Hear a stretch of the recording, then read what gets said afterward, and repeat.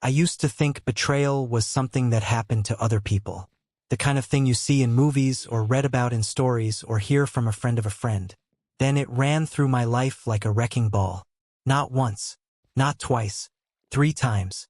My name is Aaron, and this is the story of how my wife, my brother, and my boss all decided I was a fool. By the time they realized I wasn't, it was far too late. Early life, my brother, and the golden child. I grew up in a small city with my parents and my younger brother, Liam. We were only 2 years apart, but it always felt like a lot more. Liam was the golden child, the one who got away with everything. He was charismatic, funny, always the center of attention. Teachers loved him, friends adored him, strangers were drawn to him. Me? I was the quiet one. I got good grades, didn't cause trouble, and spent a lot of time in my room tinkering with computers. My parents trusted me more, but they celebrated him more. If Liam got a B, it was a big handshake and, "That's our boy." If I got an A+, it was, "Good job, we knew you could do it." No big deal. I didn't hate him. I envied him, sure, but he was still my brother. I covered for him when he broke curfew. I took the blame when he dented Dad's car. I gave him money when he forgot his wallet again. In my mind, that's what big brothers did. You protect your family. I never once thought I'd need to protect myself from him. Meeting Hannah. I met Hannah in college in my 2nd year. She was studying business and working part-time in the library cafe. I walked in one rainy evening, soaked and annoyed, and she made a joke about my hair looking like I just lost a fight with a lawn sprinkler. I laughed, and we started talking. She was sharp, sarcastic, and warm all at once. We studied together, then started hanging out more. Then it turned into something else. By the time we graduated, we were inseparable. We got our first small apartment together and shared instant noodles, late-night movie marathons, and stress about bills. I got a job in IT at a mid-sized logistics company. Hannah went into marketing at a smaller firm. We weren't rich, but we were building something. We got married in our mid-20s. It was a simple ceremony. Nothing crazy, just family and close friends. Liam was my best man. He gave a funny speech that had everyone laughing and Hannah wiping away tears. After the wedding, things felt right, stable, safe. I'd never had that before. Not really. Career, my boss, and our second family. My job at the logistics company turned into a genuine career. I started as the IT guy who fixed printers and reset passwords. Over years, I worked my way up, helping to design systems, optimize processes, and eventually lead a small IT operations team. My boss, Mark, was the head of operations. He was one of those loud, confident guys who seemed like he'd been born in a suit. He could be intimidating, but he was also generous with praise when you did well. He'd bring me into meetings, introduce me to higher UPS, and tell them, "Aaron's the brain behind half the stuff that actually works around here." Felt good. It felt like I was finally the golden child somewhere. Over time, I started going to after-work drinks, barbecues at Mark's house, company retreats. We became close. He'd ask about Hannah. I'd ask about his kids. We'd talk about football and work politics. He started calling our team a second family. I didn't realize how ironic that phrase would become. The first cracks in my marriage. Life settled into routine. Work, home, occasional trips, small arguments about chores and money. Making up, rinse, repeat. Nothing unusual. Then Hannah got a new job. It was a step up, bigger agency, better pay, more responsibility. I was proud of her. It also meant longer hours, more networking events, and more late nights at the office. First, I didn't think twice about it. She was ambitious, and I respected that.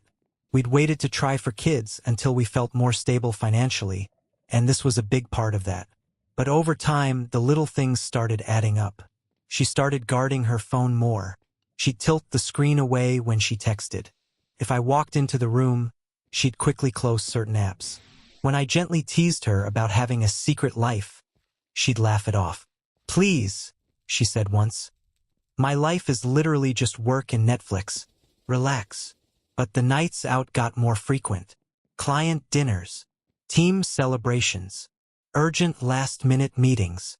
Sometimes, she'd come home smelling like expensive cologne that wasn't mine and too much wine.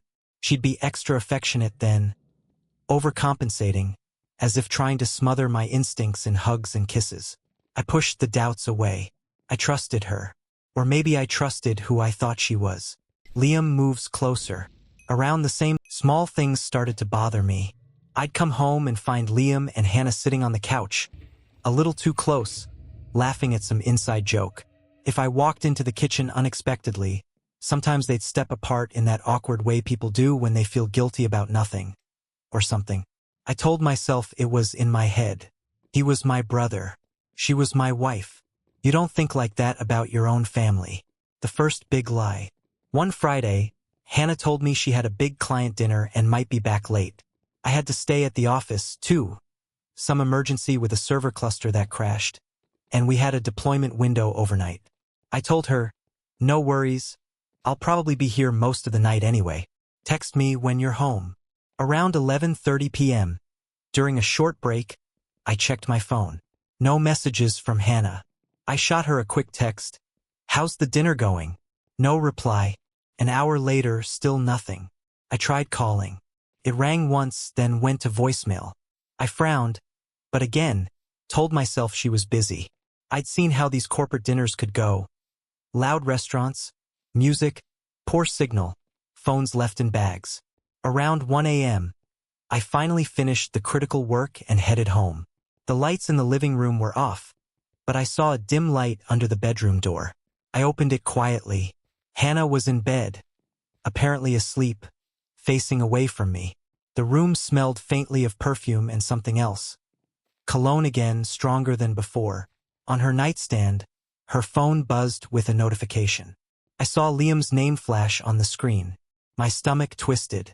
At 1 o'clock in the morning, I walked into the hallway. Liam's bedroom door was closed and dark. I hesitated, then decided it would be insane to wake him up just to ask if everything was okay. I went back to the bedroom, undressed, and slid into bed quietly. Hannah shifted, mumbled something about being tired, and snuggled into me. I didn't sleep well. The work trip. A few weeks later, my boss Mark told me I'd be going on a 3-day work trip with him to audit one of our branch warehouses. It was short notice, but standard for my role. I told Hannah, expecting a bit of disappointment. Instead, she seemed almost relieved. That's fine, she said. I've got a ton of work anyway. I'll just live at my desk for a few days. Liam joked, don't worry, I'll keep her company. With that grin of his that never quite reached his eyes, I laughed it off, but inside, something tightened. The first 2 days of the trip went normally. Long hours, site visits, system checks, late-night work in the hotel. Mark and I had dinner together each night with some local staff. On the second night, Mark drank a bit too much. We were sitting at the hotel bar after dinner, and he started talking more freely. You're one of the good ones, Aaron, he said. Reliable, loyal. People like you keep this place running. I thanked him. He waved his glass. Not like some people I've worked with. You'd be amazed how many will stab you in the back if they think it'll get them a raise. Or a little excitement. I asked if he meant anyone in particular, expecting a story about some coworker I didn't know. Instead, he looked at me for a long moment, then shook his head. Forget it, he said. Too much whiskey. Don't mind me. That night, alone in my room, I couldn't shake the feeling that he'd almost said something important. The message that changed everything. On the third day, between meetings, I got a message from my neighbor back home. We weren't close, but we exchanged small talk now and then. Hey man, it read. Everything okay at your place? Saw Liam's car and another car there really late last couple nights. Thought you were out of town. Another car? We only had one. Hannah's was at work, mine was with me. I asked what the other car looked like. They described something that sounded uncomfortably familiar. The make and color of Mark's car. My first thought was, no way. My boss? Visiting my house? With my wife and my brother there. My brain tried to tell me I was overreacting. Maybe Mark had dropped something off. Maybe he'd needed to talk to me and gotten the days wrong. Maybe Hannah had invited him over to discuss some favor for my career. At the same time, my gut was screaming. When Mark and I flew back that evening, he seemed normal. He joked with the flight attendants, teased me about my fear of turbulence, and talked about upcoming projects. But I noticed he didn't ask a single question about my home, my marriage, or my plans for the weekend, topics he'd normally bring up without thinking. Something was wrong. Checking the old devices. I work in IT. I understand systems, logs, and footprints. Most people don't realize how much of their life is recorded in the background. When I got home, Hannah greeted me with a big smile and a hug. Liam slapped me on the back, asked how the trip went, and made a joke about me, abandoning them with all the boring TV shows. I played along. We had dinner. We talked. Everyone acted normal. That night, after they went to bed, I went to my small home office. When we'd first moved in, I'd set up a basic camera system for the entrances, nothing fancy, just something I could access through our network. Over time, I'd stopped really checking it. I used it more to see if parcels had come or if I'd left the garage open. But the system stored footage for weeks. I logged in, scrubbed through the evenings I'd been away, and there it was. Liam's car in the driveway. Another car, the same make and model as Mark's, parked a few houses down, just enough to not be obvious. People going in and out of my front door. Hannah, Liam, a man built like Mark with his walk, his gestures. The cameras didn't show the bedroom or living room interiors, but it was enough to confirm. Mark had been at my house when I was out of town, more than once. I leaned back in my chair. For a moment, I just stared at the screen. Then I started checking something else. Our home Wi-Fi network logs. Every device that connects leaves a trace. Phone IDs, connection times. Usage pattern. I found an unknown device that had connected recently during those nights. Same timestamps as when that mystery car appeared outside. Mark's phone. Had to be. My heart was pounding, but my brain was suddenly ice cold. I didn't have proof of what they did inside. But I had enough to know this. It wasn't innocent. Playing dumb and gathering more. I knew I'd only get one chance to handle this properly. If I accused them too early, they'd deny everything, clean up, and I'd be stuck with suspicion and no power. So I decided to pretend I knew nothing. Smile, cook, ask how their days went, all while I watched. Over the next couple of weeks, I paid attention to patterns. Hannah now had late nights on specific days, always the same 2 days of the week. Those nights, Liam oddly stayed home even when his friends invited him out. On those nights, my neighbor's car camera picked up that same other car on the street. I started backing up everything. Camera footage, network logs, screenshots of Hannah's calendar when she thought I wasn't looking. I also did something else. I quietly installed a second hidden camera in the hallway, pointed at the bedroom door and living room doorway. No audio, just visuals. Just enough to see who went where and when. I hated doing it, felt invasive and wrong. But I kept reminding myself, they were the ones who made this necessary. The night I couldn't pretend anymore. One Thursday, Hannah claimed she had a team celebration after a successful campaign. Liam said he'd stay in that night and just chill. I nodded, said I'd probably work late from home and go to bed early. Around 9:30 p.m., I left the house to get some air, drove around the block, and parked a street away where I had a clear line of sight to my front door via a small alley. At 9:45, a car pulled up in the shadows. Same make, same color. Mark stepped out wearing casual clothes, no briefcase, no work materials. He walked up to my front door and knocked. A moment later, Hannah opened it and pulled him inside quickly, glancing around like a teenager sneaking someone in. I sat in my car, hands gripping the wheel so hard they hurt. My brother's car was already in the driveway. I opened the camera feed on my phone. The hallway camera showed Hannah and Mark walking toward the living room. A minute later, Liam walked out of the kitchen with drinks in his hands and joined them. 3 people I trusted most in the world, all together in my home behind my back. I didn't need to see more that night. I'd seen enough. I drove away slowly, my mind racing. I pulled over a few blocks away and just sat there, breathing, forcing myself not to act on impulse. I wanted to kick the door in and drag them all out. I wanted to scream, cry, throw things, Instead, I waited until the camera feed showed them leaving hours later. Mark went first, then Liam turned off the living room lights, then Hannah went to bed. They'd made their choices. Now I was gonna make mine. The plan forms. If you're expecting a story about me storming in and catching them in the act, yelling and making a scene, you're gonna be disappointed. That's not who I am. And honestly, that wouldn't have given me anything but a memory of all three of them looking at me with fake shock and crocodile tears. I didn't just want them exposed. I wanted them broken. Not physically, I'm not violent, but socially, professionally, emotionally. Each of them had something important to lose. Hannah had her career and her carefully curated image. Liam had his new job and whatever reputation he'd managed to build. Mark had his position, his status, and a lot of skeletons in company closets I was now suddenly very interested in. I started by separating the personal and the professional in my head. Personal side asterisk. End my marriage on my terms. Make sure Hannah couldn't touch my finances or our home unfairly. Ensure Liam would no longer have access to me, my parents through me, or my support. Professional side asterisk. Expose Mark in a way that couldn't be pinned on me. Make sure the company saw him as a liability.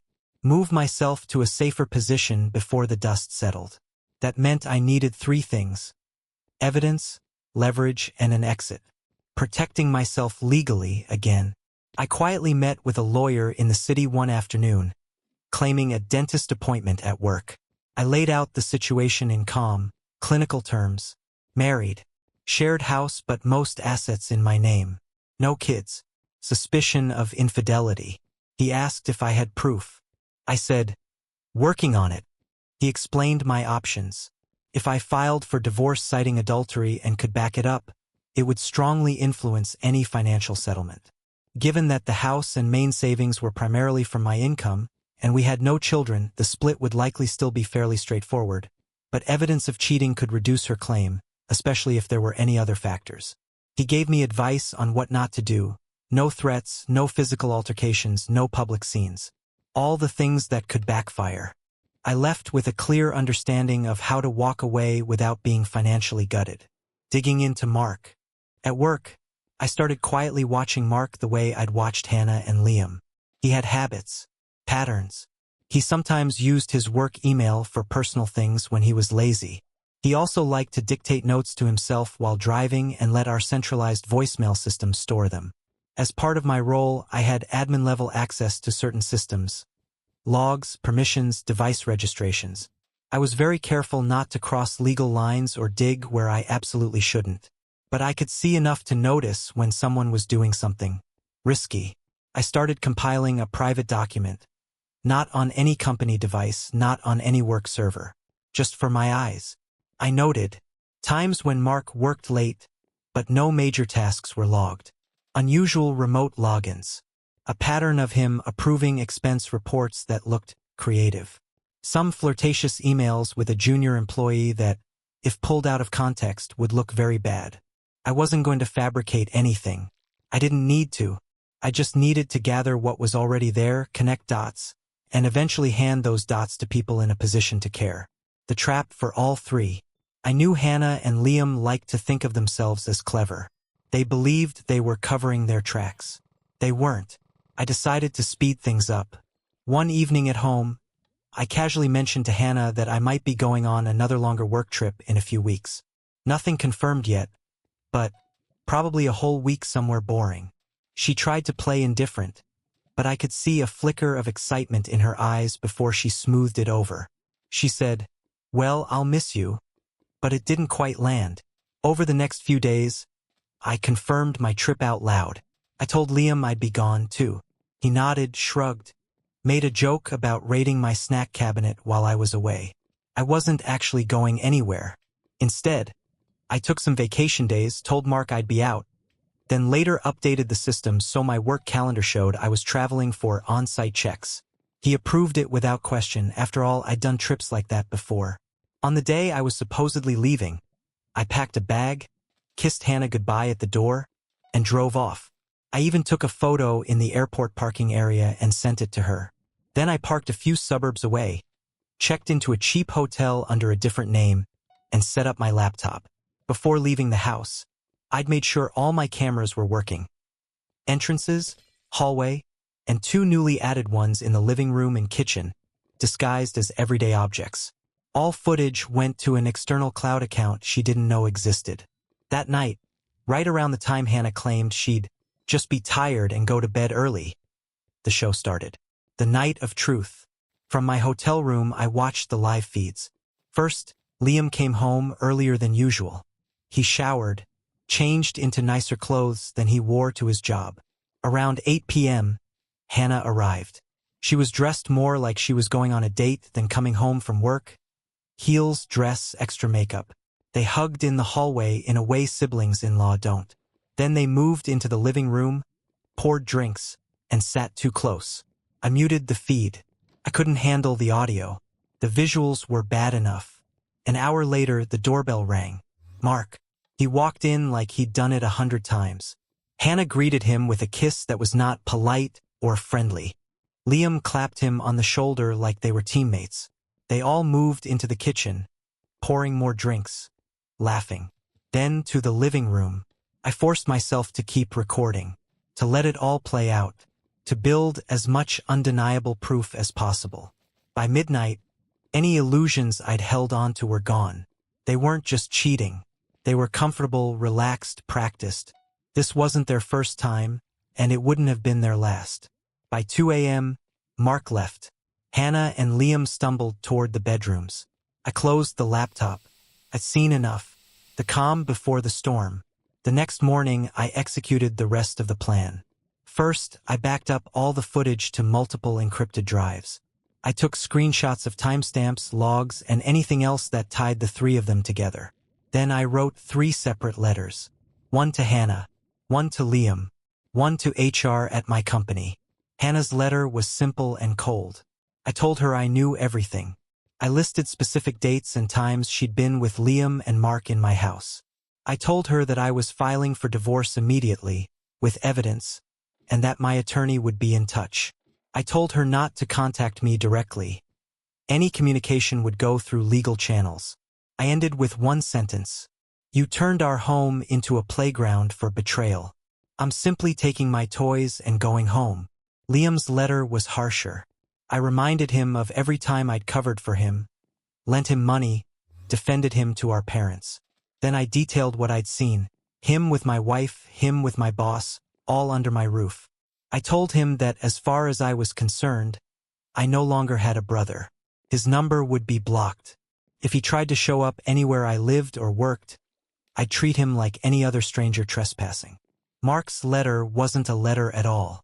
For him, I prepared a neat, anonymous package addressed to our company's compliance department and HR.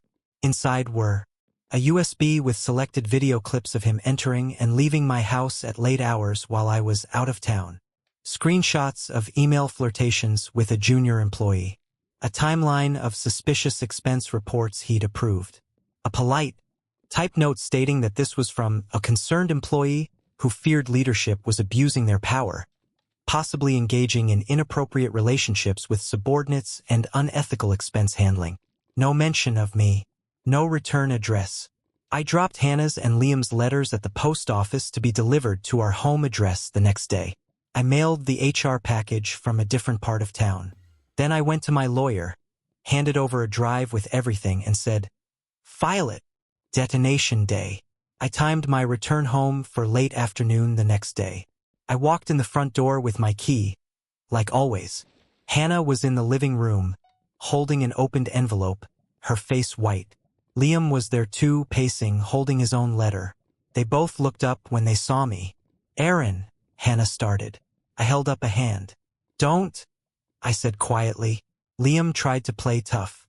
"This is insane, man. You're overreacting. We can talk about." I looked at him, really looked, and he shut up. "Hannah," I said, not raising my voice, "you'll be hearing from my lawyer. You have 1 week to pack your things. I'll be staying at a hotel or with a friend until then. After that, if you're still here, I'll have you removed legally." She started to cry, the kind of crying that might have moved me once. Now it was just noise. "Aaron, please, we made a mistake. It didn't mean nothing. We can fix this, we can go to therapy. You didn't make a mistake, I said. You made choices, over and over and over again. With my brother, with my boss, in my house. I turned to Liam. You need to be gone by tonight. I don't want you in this building when I come back for the last time. Don't contact me, ever. He muttered something about me being dramatic, about everyone screwing up sometimes. I didn't respond. I walked past them, went to the bedroom, grabbed a pre-packed bag I'd prepared earlier that week, and left. As I closed the front door behind me, I heard Hannah start to scream at Liam. Good. Let them turn on each other. The professional fallout. A few days later, the professional side went off like a bomb. At work, a quiet storm was brewing. People whispered in hallways. HR called people into rooms one by one. Mark didn't stride through the office with his usual swagger that week, because he wasn't there at all. Then came the all-staff email. Effective immediately, Mark, last name, is no longer employed with company. We wish him well in his future endeavors. No explanation. No farewell party. Just gone. Later, through the grapevine, I heard that compliance had launched an investigation based on anonymous concerns. They'd found enough irregularities with his expenses, his relationships with subordinates, and his conduct off the clock to terminate him and begin legal proceedings. He'd lost his job, his reputation, and in our industry, once you're tagged as that kind of leader, word travels fast. Nobody knew I had anything to do with it. As far as they were concerned, I was just another employee who'd lost a boss. HR asked me once if I'd ever felt pressured by Mark or seen anything concerning. I simply said, I always assumed leadership was held to the highest standard. I'm disappointed to hear that might not have been the case. And that was that. Divorce and cutting ties. The divorce process went more smoothly than I'd expected. Hannah tried to deny, then tried to minimize, then tried to negotiate. My lawyer presented selected pieces of evidence, not everything, just enough. Her lawyer must have told her the truth. She was cornered. No kids. Most assets in my name. Clear evidence of adultery. She ended up leaving with far less than she'd hoped, but more than I emotionally wanted to give. That's the thing about doing it legally, though. You don't get to be petty. You get to be done. Liam tried to reach out to my parents through messages, telling them I was overreacting and turning them against family. First, they were confused, torn. They begged me to sit down and talk.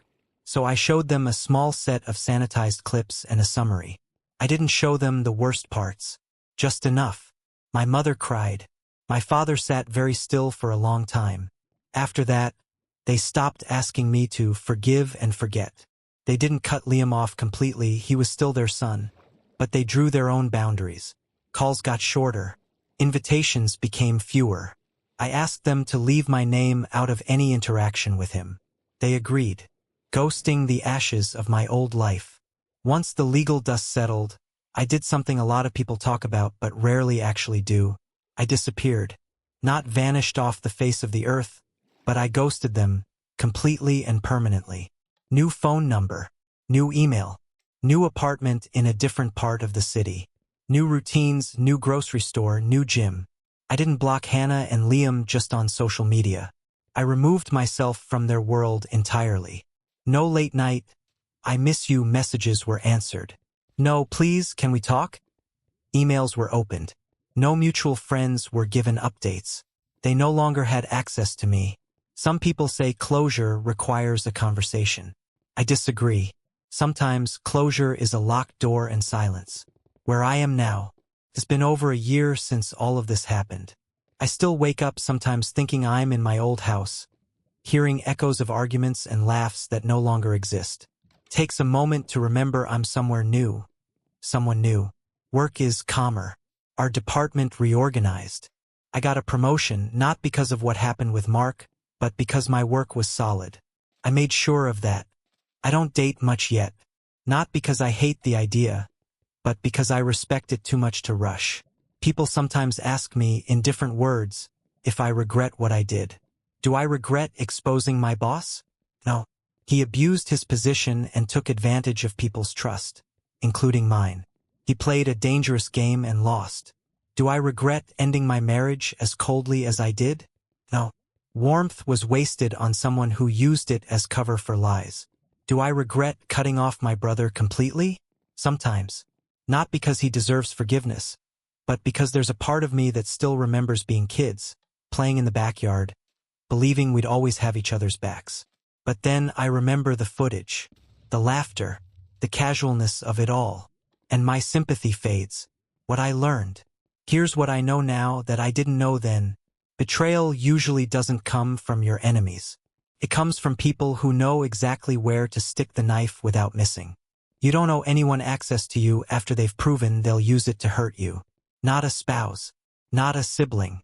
Not a boss who calls the team family. Revenge doesn't always have to be loud.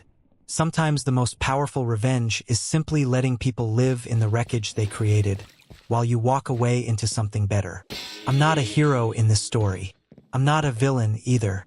I'm just a man who had everything he believed in tested, and decided he wouldn't be the only one paying the price. If you're listening to this and seeing pieces of your own life in it, the late nights, the lies, the shifting stories, the you're just paranoid gaslighting, ask yourself this. If the people closest to you thought you'd never find out, what do you think they'd be doing right now? And if you did find out, would you shout? Would you stay? Or would you quietly, carefully, burn the bridge behind you and never look back?